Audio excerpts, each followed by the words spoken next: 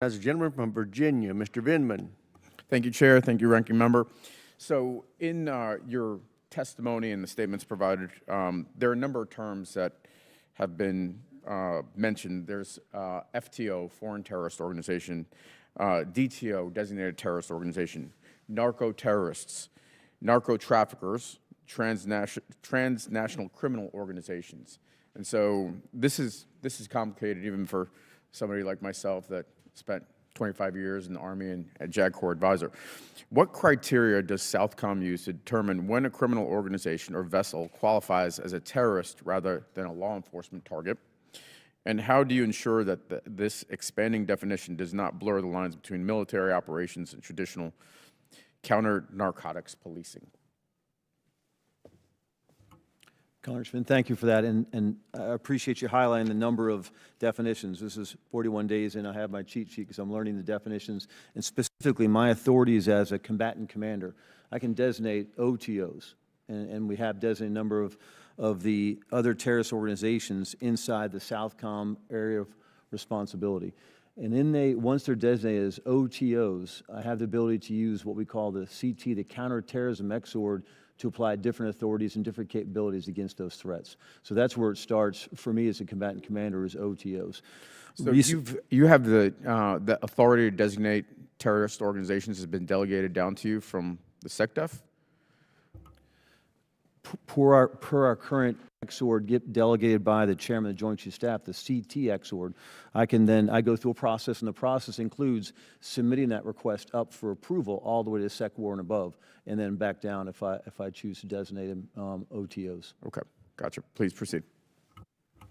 So at the same time, the term DTOs, identified by the President of the United States, is a term we're using now against cartels. Non-state armed groups are now designated as DTOs. Their actions constitute an armed attack against the United States, and the U.S. is in a non-international armed conflict with these DTOs. Any action we take, whether that's enhanced counter-narcotics or a maritime strike, are tied to the DTO definition. And is that tied to their activity? Like, are they directly participating in hostilities or just on their status?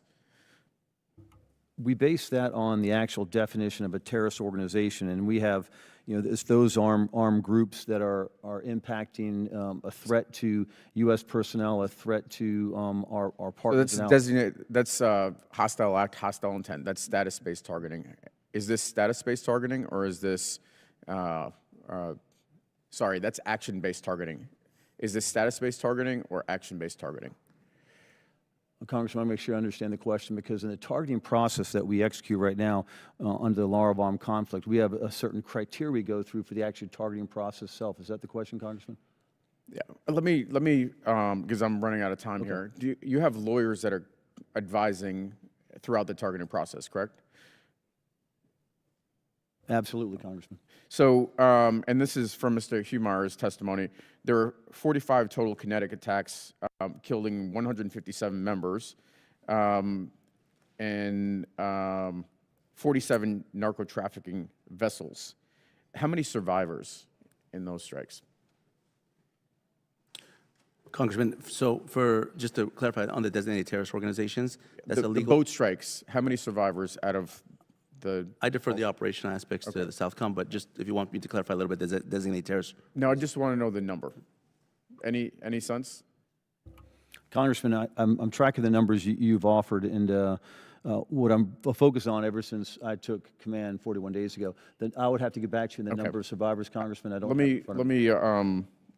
Two is my understanding, and so my question is this: we heard Secretary of Defense this weekend talk about no quarter, no survivors. Has an order been issued to you on no quarter, no survivors? General Donovan?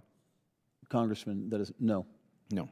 And would you consider such an order lawful? Congressman, I'm personally responsible for upholding the core principles of necessity, distinction, proportionality, and humanity, and that's part of my targeting process. I mean, this is a sort of like basic question. Is a no quarter, no mercy order lawful or unlawful? Congressman, I would not follow unlawful order. Okay. Okay. Well, that's an unlawful order. Gentleman's time's expired. This Chair, and I recognize- exchange cuts to the heart of a growing concern in Washington, where the boundaries of military power may be shifting in ways that challenge long-standing legal norms. What makes this moment significant is the focus on how definitions terrorist, criminal, or otherwise can shape the scope of U.S. military authority. Expanding these classifications risks blurring the traditional line between law enforcement and armed conflict.